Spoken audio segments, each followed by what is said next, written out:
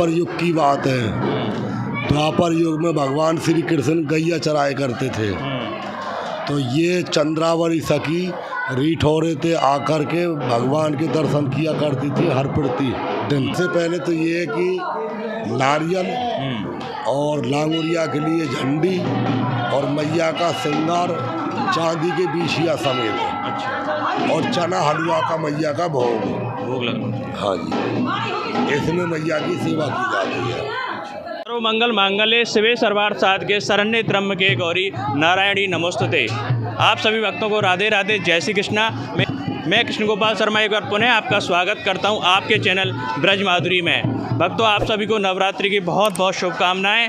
और नवरात्रि के इस पावन अवसर पर हम पहुंचे ब्रज की सिद्धपीठ माता सांचौली देवी के दर्शनों के लिए, जहां पर बहुत ही भव्य मेला पूरे 9 दिनों तक लगेगा। हमारे ब्रज में ही नहीं, दूर दूर से लोग यहां पर आते हैं और माता रानी के दर्शन करते हैं। ब्रज की प्रसिद्ध देवी हैं सांचौली देवी। और जहां हम पहुंच गए हैं माँ चंद्रावल द्वार सांचौली के मंदिर पर।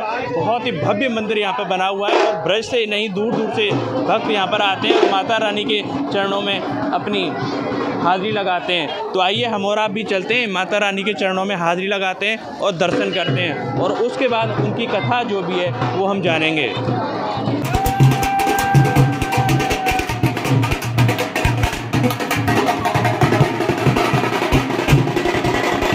आइए भक्तों, दर्शन करते हैं सांचौली माता जी के। सच्चे दरबार की जय हो। सांचौली वाली मैया की जय हो। आप दर्शन कर रहे हैं सांचौली से, सांचौली माता के। बहुत ही भव्य दर्शन आज हमारी माता सभी भक्तों को दे रही हैं। नवरात्रि का पहला दिन है। बहुत ही सुंदर दर्शन हमारी सांचौली मैया के आज के हैं।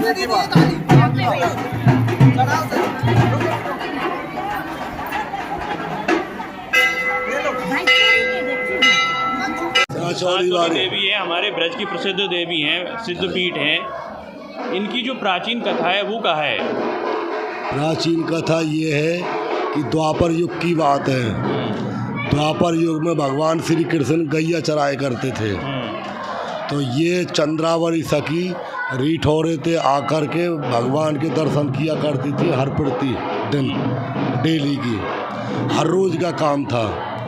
तो माँ बाप ने पता लगी हमारी बेटी कहीं पे जाती है, किसी की उसमें आ गए फूंक में परिवार वाले। जैसे कोई झूठ बोल के कह देता है कि भाई तुम्हारी बेटी हमने वहाँ पे देखी, वहाँ पे देखी। तो एक दिन पूछी बेटी को, बेटी तू कहाँ पे जाती है? बेटी बोली कि मैं तो देवी माँ के दर्शन करने के लिए जाती हूँ, और किसी दिन हम भी चलेंगे। प्लान था उनका, एक उसी दिन रंगे हाथन पकड़े हम अपनी बेटी को। तो चंद्रावली सखी आगे आगे और पूरा परिवार पीछे पीछे। अच्छा। तो उन्होंने पता लग गया, पीछे मुड़ के देखा पूरा परिवार आ रहा है। फिर उन्होंने भगवान से डोर लगा ली अपनी। एक भगवान जी, मैंने तो ये कहा था कि देवी की पूजन करने के लिए आती हूँ और मैं आपके दर्शन करने आ रही हूँ। अपने मन में ध्यान किया तो धीरे धीरे भगवान के पास पहुँच गई। भगवान से बोली, प्रभु मैं तो आपके दर्शन करने के लिए आती हूँ और माँ बाप आ रहे हैं, आज मैं झूठी बन गई। भगवान श्री कृष्ण ने कहा कि तुमको झूठी नहीं बनने दूंगा, तुम सच्ची हो और सच्ची ही रहोगी। तो भगवान स्वयं कृष्ण ने देवी का रूप धारण किया है। सीधे हाथ की तरफ ज्वाला जी प्रकट करी हैं, उल्टे हाथ की तरफ लांगुरिया प्रकट करें। अच्छा। राधे राधे जी। उल्टे हाथ की तरफ लांगुरिया जी प्रकट करें और बोले अब आँख खोल लो। अब उन्होंने आँख खोली तो देवी के रूप में भगवान।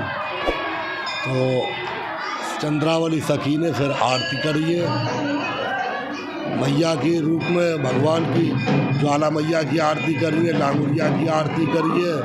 फिर इतनी ही उनका परिवार आ गया। फिर परिवार वाले बोले कि बेटी सत्य है, तुम किसी से मिलने नहीं आती, तुम तो मैया के पूजन करने के लिए ही आती हो, ये तुम्हारी बात सत्य है, तुम सत्य हो।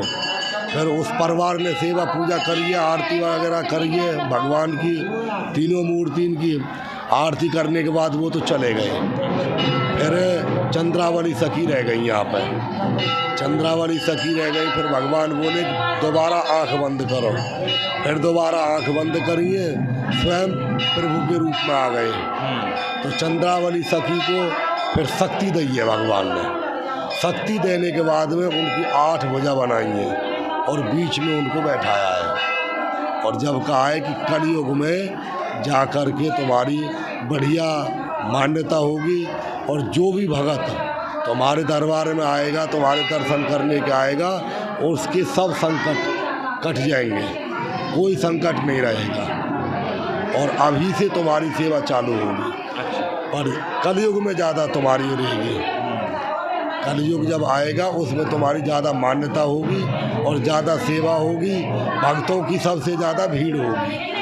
बोल सच्चे दरबार की जय। महाराज जी एक बात और, जो हमारे भक्ता में हमारे हम देखें ब्रजते हुआ में बाहरते हुआ में सब जगह से आते हैं, तो उनको काय प्रकार से पूजा करनी चाहिए, क्या क्या सामग्री संग में लेके आनी चाहिए और पूजा काय हिसाब से करनी चाहिए? सबसे पहले तो ये है कि नारियल और लांगुरिया के लिए झंडी और मैया का श्रृंगार चांदी के बीछिया समेत। अच्छा। और चना हलवा का मैया का भोग लगना। हाँ जी, इसमें मैया की सेवा की जाती है। और जब मैया को स्नान कराओगे तो दूध, दही, शहद, घी और गंगा जल पंचामृत में स्नान होगा मैया का। पंचामृत। हाँ जी। तो पूरे 9 दिना को यहाँ विशेष पर्व रहे कि कोई एक विशेष दिन है? राम राम। 9 दिना को पूरे नवरात्रि। हाँ जी, नवरात्र पूरा प्रभाव रहेगो। मैया को मेलो चलते रहेगो, पूर्णमासी तक चलेगो जी। अच्छा। वार के मेले से लेके और मावस से लेके पूनों तक, और अब चैत्र की मावस से लेके पूर्णमासी तक पूरा मेलो चलते रहेगा। इसमें एक दिना की भी ढील नहीं रहेगी और ना यात्री कम होते हैं। यात्री बढ़ तो जाते हैं मगर कम नहीं होते। मैया की असीम कृपा है भक्तों के ऊपर। जो भक्त अपनी सच्ची आत्मा से, सच्चे मन से मैया के दरबार में आता है, उसके कोई बिजनेस कर रहा हो तो बिजनेस चल जाती है।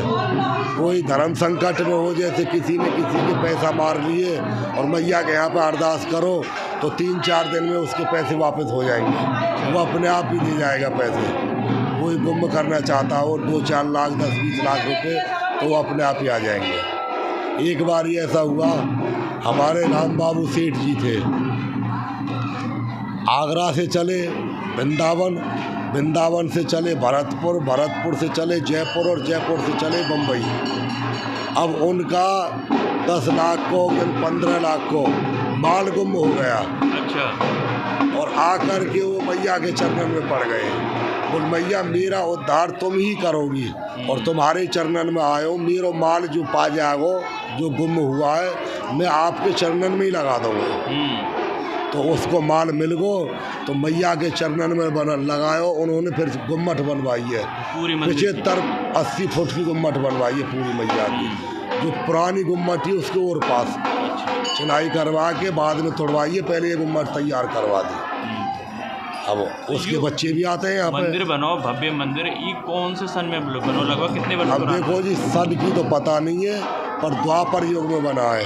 प्राचीन मंदिर है। प्राचीन मंदिर है। बाकी बात बंद हो गया नहीं, गुम्मट तो वही रही है अभी। अच्छा। 2018-19 साल चल रही है गुम्मट बने। अच्छा। और 19 साल पहले पुरानी ही गुम्मट थी। और हमने तो देखो ना हो, हमारे ये काका लगे नाते में मैया भी बन जाए, कभी काका भी बन जाए। इनने देखो मैया के पास में छोकर को पेड़, जहाँ मैया विराजमानी वहाँ पर छोकर को पेड़ है। भाई इसके गुम्मट के पास में तो छोकर को पेड़ मैंने भी देखो बाहर, और इनने अंदर देखो मैया के बगल में।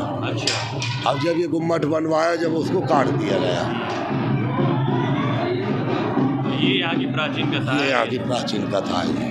वो साचे दरबार की जय, देवी मैया की जय, ज्वाला मैया की जय, लांगुरिया बलवीर की जय, सच्चे दरबार की जय। तो भक्तों, आपने देखा किस तरह से यहाँ के जो पुजारी जी हैं जो सेवा कर रहे हैं माता रानी के दरबार में, उन्होंने बहुत सुंदर भाव से आज यहाँ की सांचौली माता की कथा सुनाई। और आप इसी तरह से आनंद लेते रहें माता रानी के मेले का और दर्शन करें। आप सभी को सांचौली देवी मंदिर से जय श्री कृष्णा, राधे राधे।